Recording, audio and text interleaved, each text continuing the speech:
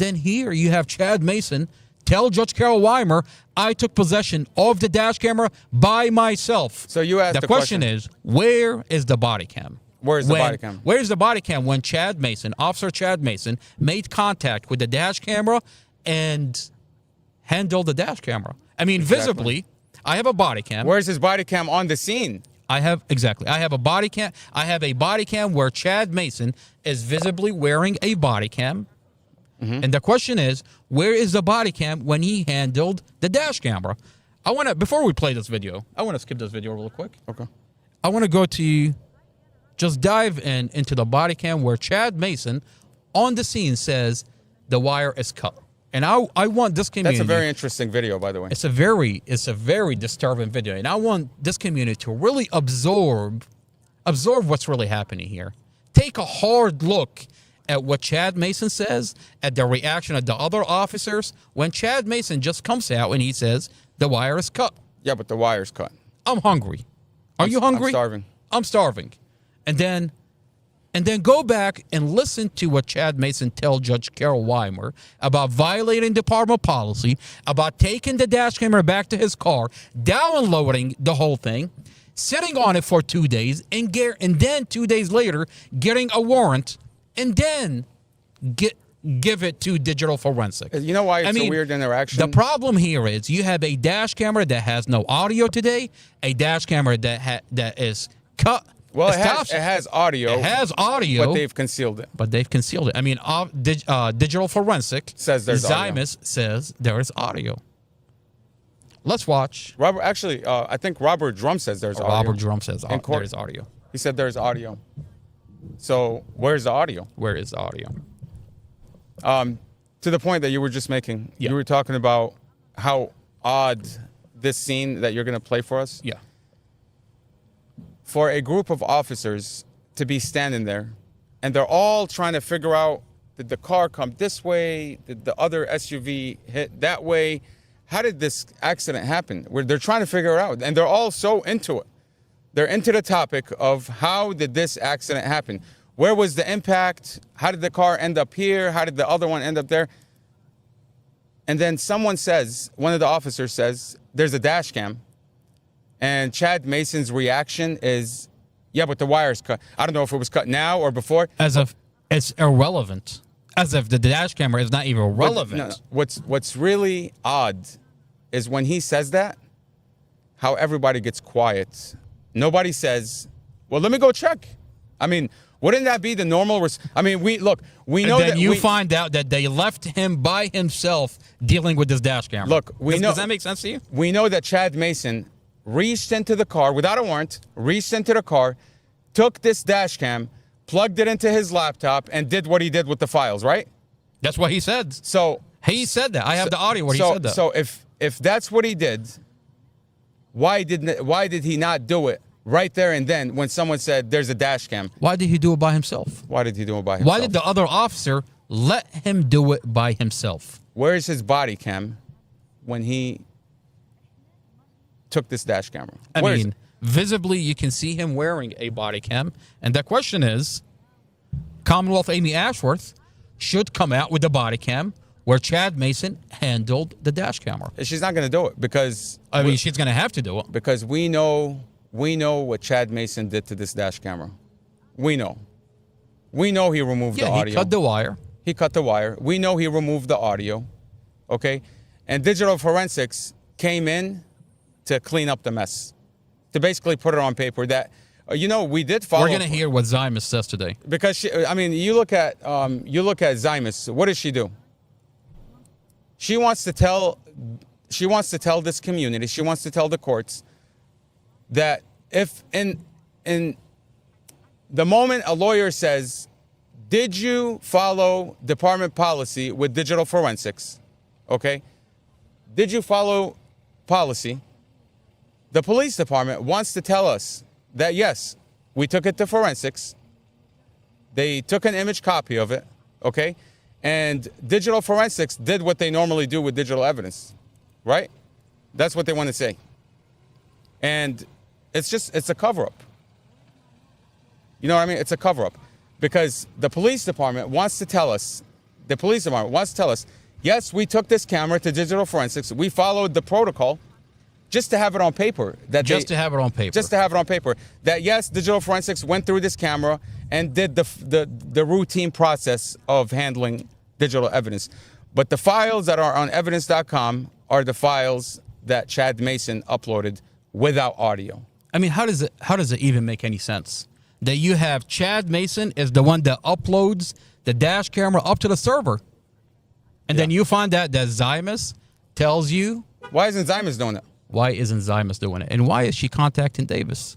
The same officer that says, I have an idea to employ into this case, but it's going to require spending money.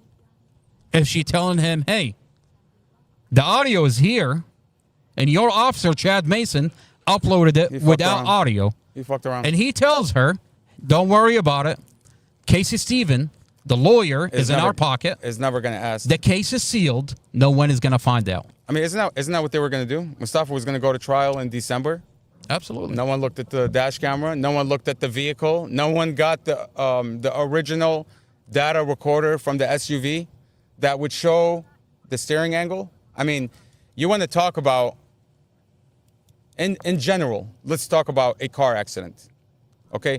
What key information would you like to see from a data recorder in a vehicle that got involved in a car accident? And that's going to be our next segment. I mean, we hired an independent expert, and he has a judge order to reconstruct the vehicle. Look, in general. And what did he do? What is the one thing that he didn't do? Is download the raw data in Mustafa's vehicle. The data recorder.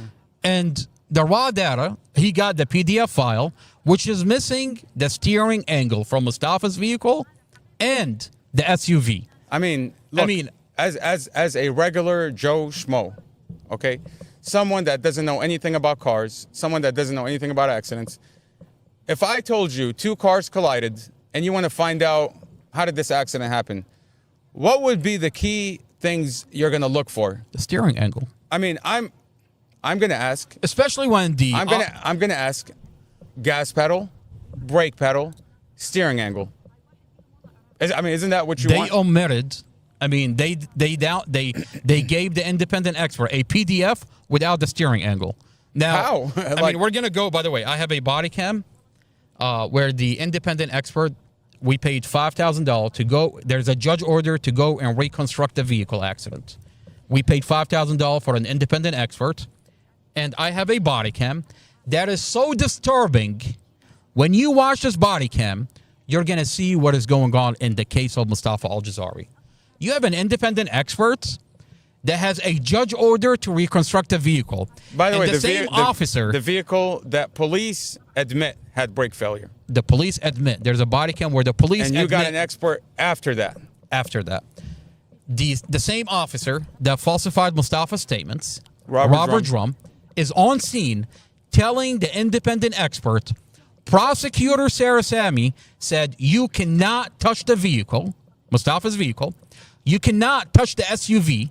So wait a minute. Even though there's a judge order. Even though there's a judge order. And Mustafa's lawyer is there? Mustafa's lawyer, Casey Stevens, allows them to, and he just goes along with it.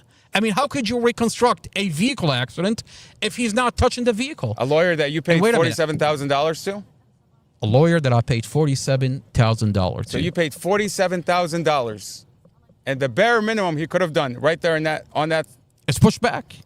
You have a judge order. I have a judge order. I'm going to inspect this car. I have the expert here already. We're paying money for this guy to come out here. Okay, I have a judge order. He's going to inspect the car. But what does he do? He's silent. I mean, you don't have to take my word for it. I have the body cam. We're going to go through the body cam. And you tell me how this makes any kind of sense. I mean, the same police officer that falsified Mustafa's statement is blocking the independent expert from reconstructing the vehicle accident, from reconstructing the vehicle. Not only that, but they don't even give him Sarah the data. Sami. Oh yeah, they don't even. They give him the PDF of the computer inside the vehicle, which is missing the steering angle. I mean, the steering angle is important because on scene I have another body cam where that officer says Mustafa cleared all the vehicle, made it all the way to the fourth lane, And she must have and the turned into SUV turned into Mustafa. And the steering angle should be missing. able to clear that up. Exactly. But it's, 2.5 years later. And we don't have the steering angle. I we mean, don't I'll have tell the you what's inspection. really disturbing. We don't have an is inspection of the car accident. You contacted the independent expert at one point, I sure did. and he told you that I have my findings, and I can't give it to you. I can only give it to the new lawyer. Now, Mustafa has a new lawyer, and we're finding out that the independent expert is no longer communicating with Brad Haywood. So The question is, a guy why? that you paid $5,000 to do an accident reconstruction is no longer working with the attorney to give him his findings? Is it possible that this independent expert is, for 2.5 years,